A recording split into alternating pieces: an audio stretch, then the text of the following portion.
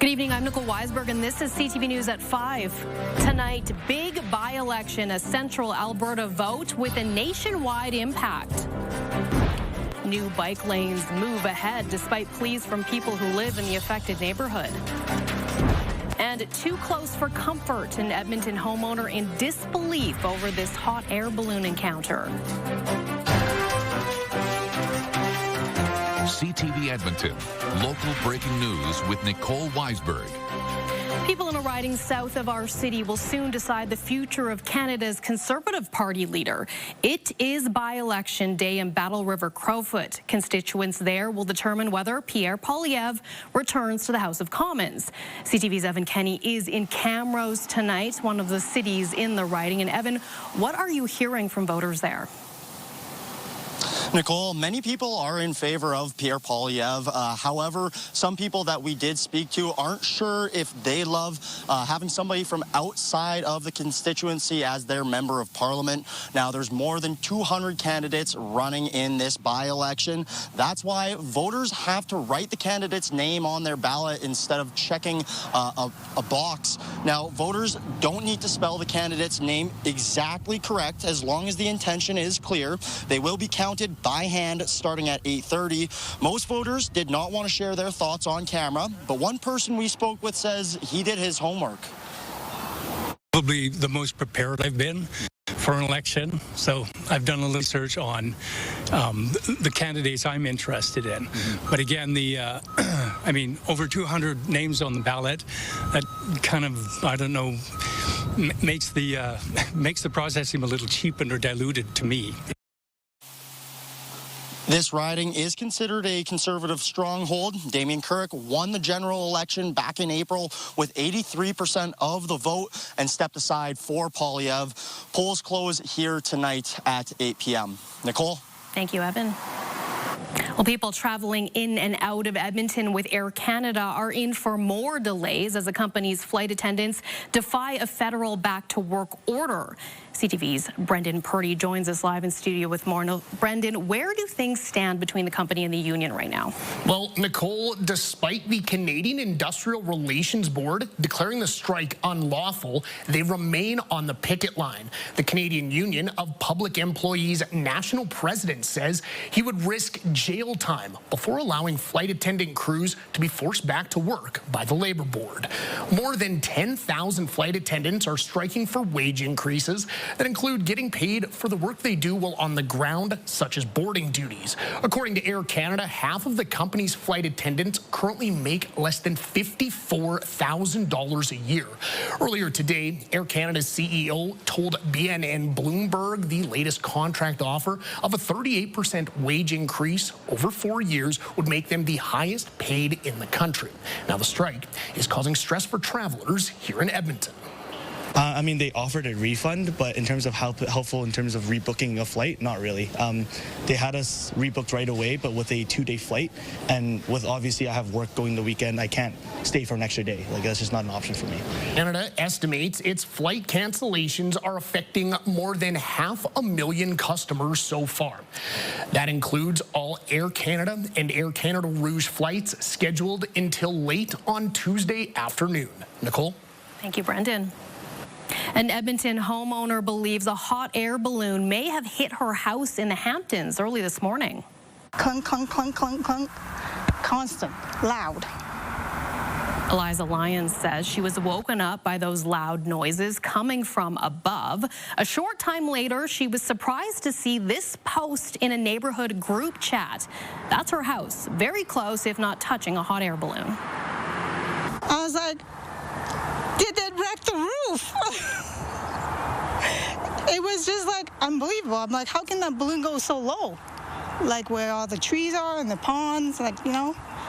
It's amazing, but it's on top of my roof. Kind of came around the trees, and we noticed that the basket was spinning 360, and I thought that was super weird. And then when I got home, they had come over and approached me and asked me if I'd seen a balloon had bumped their roof. But I hadn't seen that part of it. Obviously, it was out of sight. But I just putting 2 and 2 together, the basket spinning, I'm pretty sure that isn't a normal thing. The company tells CTV News its hot air balloon did not land on or contact any homes when coming in for a landing in nearby Edgemont neighborhood. 7 of 17 new measles cases in our province are in the Edmonton zone. That brings the total number of cases in our region since the outbreak began to 31. That is still the lowest number of all Alberta's health regions. The North Zone added 4 cases, while the South Zone added 6.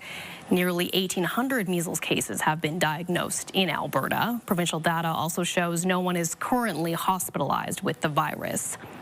A South Edmonton daycare is back open after an apartment fire in the same building forced it to evacuate. The fire started above Discovery Daycare 2 weeks ago. 21 children and 2 staff members got out before any smoke entered. It happened during what would normally be the quietest time of the day. And it was like right in the middle of the nap time. So all the kids were sleeping, deep asleep.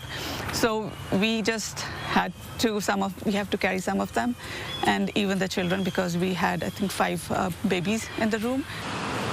Edmonton Fire Rescue Services is praising the daycare's quick action. The daycare credits regular fire drills for the smooth exit.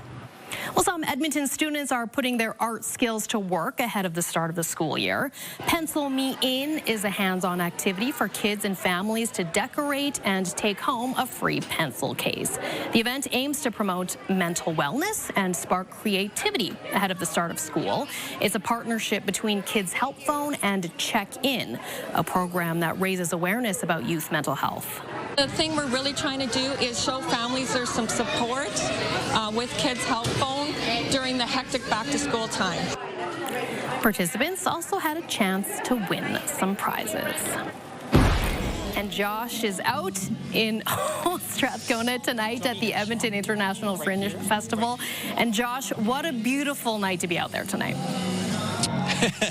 Yeah, for now, we do have a severe thunderstorm watch that's in effect, and I think 9, 10 o'clock tonight we might see some storms blow through the area. We'll see. It's going to be pretty hit and miss. I think a lot of that will be off to the west and northwest of the city, but we'll get to the radar in a moment. First, let's get blown away by the operatic stylings of Aida Cupcake. Aida, how are you? I'm doing really well today. Thank you. You're originally from Calgary, but you're here at the Edmonton Fringe for the second time? Yes, I was here in 2022. Okay, and so huge reviews. I mean, when I read the reviews from other fringes, everybody seems to love your show. Tell me a little bit about what your show is. So my show, I tell my story as a singer. Right. I'm trained, I went to university for opera, but I tell my story as a singer through soprano arias, and that's why I do it in drag, and I embody these opera divas. Oh, fantastic. Okay, so no show tonight, but if people want to find out when your shows are and where they are, where should they go? Well, they should go to the Fringe page and look up Drag Me to the Opera. You can also visit my website, my personal website, just stephenmorton.ca, and click the Edmonton logo, and then it'll take you right to my ticket page. But other than that, I've got 4 more shows. All right. Aida Cupcake, Drag Me to the Opera. Would you treat us to a little bit of your vocal styling? I guess I could. Okay. Yeah, okay. Am I going to hold it or you? Generally, it's bad form for me to hand over the microphone, but I'll hold it. Okay. Do you prefer it up here? No! Quanto è bella, quanto è cara, più la vedo e più mi piace, ma in quel cor non son capace il mio affetto ad inspirar. I can't translate that, but that was beautiful. Well done. Aida Cupcake, Drag Me to the Opera. Find it. Go check out the show. Next one is tomorrow, you said? Yes, tomorrow at 7. Okay, there you go. That was outstanding. Thank you so much. Let's take a quick look at your temperatures around the Edmonton region right now. As we mentioned right off the top, beautiful temperatures out here right now. We're at 26 degrees in downtown Edmonton. The wind so far is fairly light, but I think it will pick up on the outer edges of some of those thunderstorms later on tonight. 22, the average daytime high. So a couple degrees above average yesterday as we got to 26 yesterday, and the same today. And I think we'll be in the same territory tomorrow. tomorrow. All the areas in yellow under a severe thunderstorm watch. This means the potential for some severe thunderstorms. You do have warnings, though, way off to the northwest. There's a cluster of storms you can see northwest of the Edmonton area. Those will not affect us. The ones off to the northeast will not affect the Edmonton area, but those ones kind of southwest of Drayton Valley, just north of Rocky Mountain House, have the potential to roll through, and if they do, it would be somewhere around 9, 10 o'clock tonight. If they fall apart before they hit the Edmonton area, then the wind should stay light overnight and through most of tomorrow. And there you go, another warm day tomorrow with, again, tomorrow evening, a chance of a hit-and-miss shower or thunderstorm. We'll take a full 5-day forecast from the Edmonton Fringe in just a few minutes. Thank you, Josh. Coming up, debating appropriate protections for Edmonton's River Valley. Preservation zones should mean what they say. Programming brought to you by James H. Brown Injury Lawyers, the heavy hitters of injury law. You're watching CTV News at 5. The future of development in the River Valley is up for debate at City Hall. The city is updating 2 of its policies that protect the River Valley from harm. Those policies haven't been changed significantly in more than 30 years. The updates are meant to ensure environmental protection for the valley and ravine system while allowing public access. They will also guide council decisions on future development proposals in the River Valley. Most of the people who registered for the hearing said the updates don't go far enough.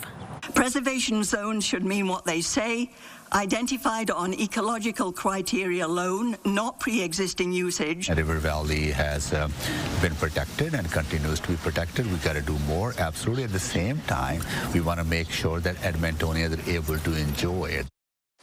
Public speakers suggested several specific changes to protect the River Valley, including more council oversight on proposed projects.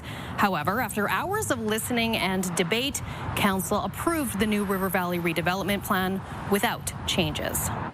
Some people living in a north central Edmonton neighborhood are upset bike path construction is going ahead after voicing concerns. The city's active transportation network expansion includes adding protected bike lanes on 96th Street from 119th Avenue to 124th Avenue. Jeremiah Rowling is among a group of people that asked the province to intervene earlier this year. He says they weren't consulted about the changes. Area Councillor Ashley Salvador says the city carried out an extensive consultation a few years ago. Rawling is worried how the lanes will impact parking, emergency vehicle access, and accessibility for people with disabilities. The city is going to put traffic diverters on 3 intersections along 124th Avenue here to divert traffic, including emergency vehicle access. They are putting lives at risk. So there's going to be a few guys riding a bike that's going to have a big smile on their face, and hundreds of really angry residents. Alberta's transportation minister says the province supports designated bike routes, but not at the expense of road capacity for drivers, emergency responders, and businesses. The province is reviewing proposals in the area. The minister says he plans to meet with people from the area and the mayor next week. Well, the Edmonton area is still a relatively affordable place to buy a home, but there are still tough decisions to be made. One is whether to go with old or brand new.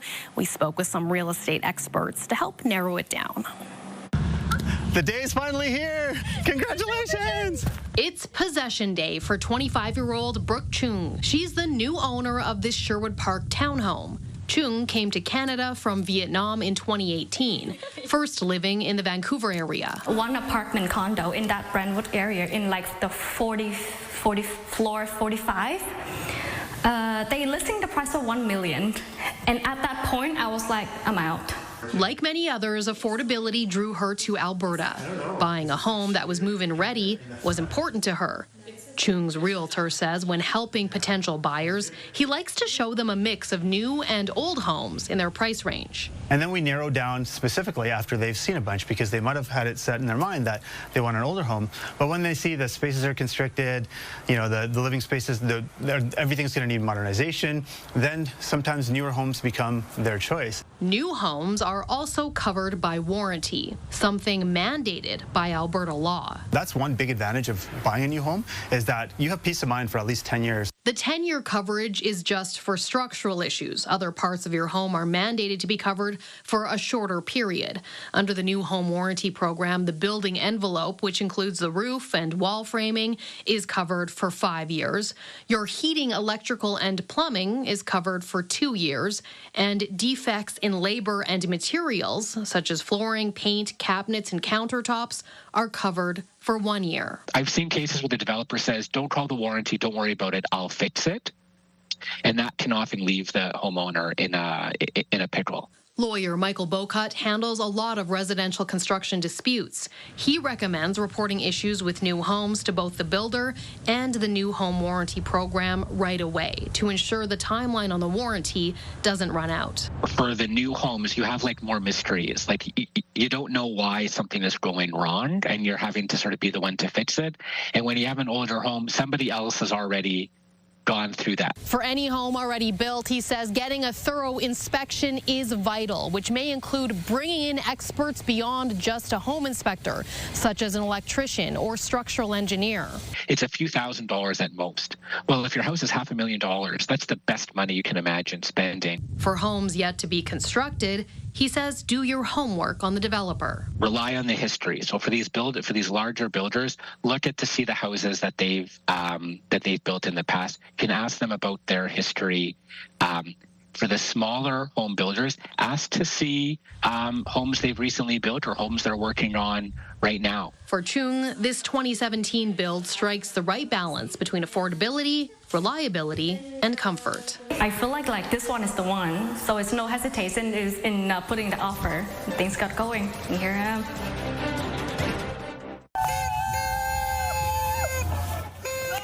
The Edmonton Marathon saw several records broken this year. Organizers say it was the largest in its 35-year history. More than 8,500 people ran in the full and half marathons, the Army 10K, a 5K, and the Kids 1K races. The event raised more than $77,000 for local charities.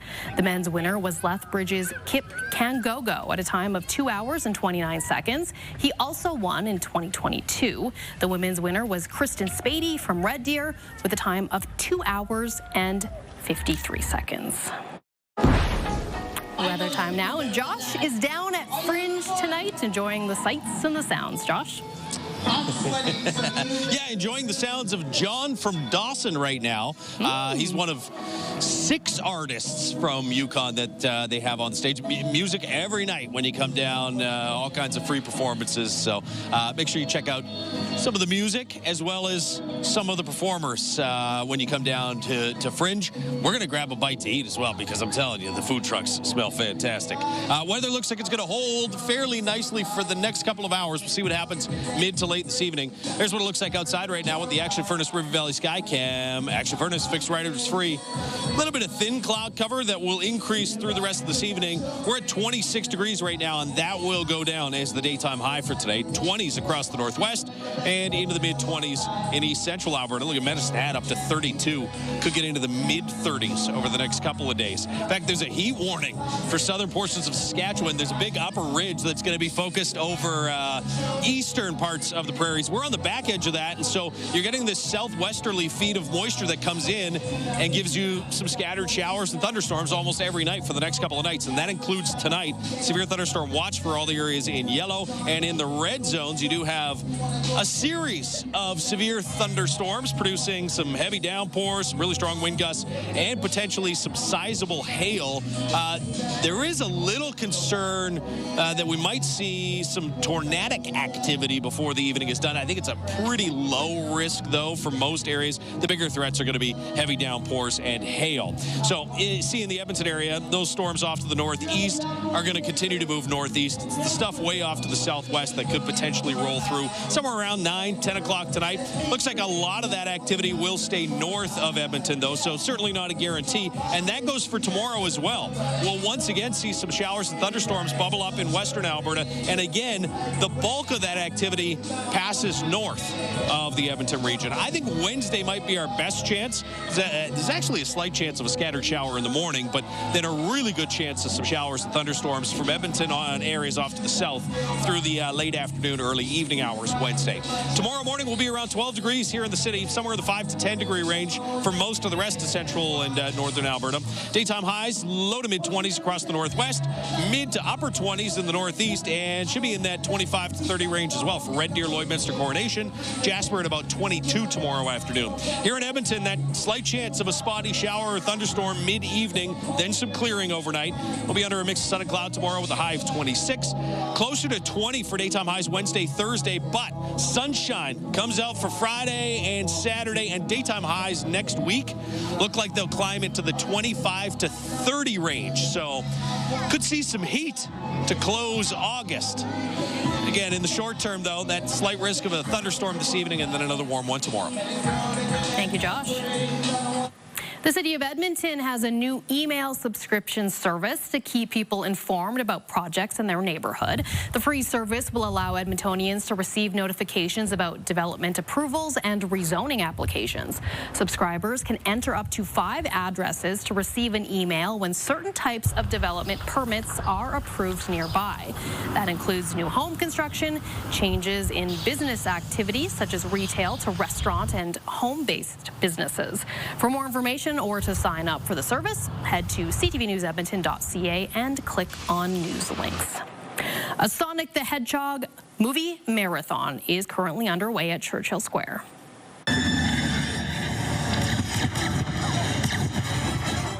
The event started at 1 with the first movie of the series, followed by the second. Sonic the Hedgehog 3 starts in about a half an hour. A variety of activities and food trucks are also there. When we return, a squeeze of lemonade love. Kids from across our region get ready to set up their stands for the Stollery Children's Hospital.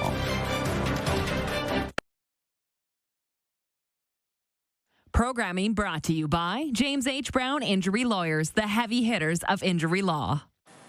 This year marks the 12th annual Lemonade Stand Day in support of the Stollery Children's Hospital Foundation. Kids across the Edmonton area will set up lemonade stands next Sunday, the 24th. All money raised will help the Stollery buy bedside cots to keep parents close by while their children are treated. Hundreds of people collected their official lemonade stand kits, t-shirts, and swag bags earlier today.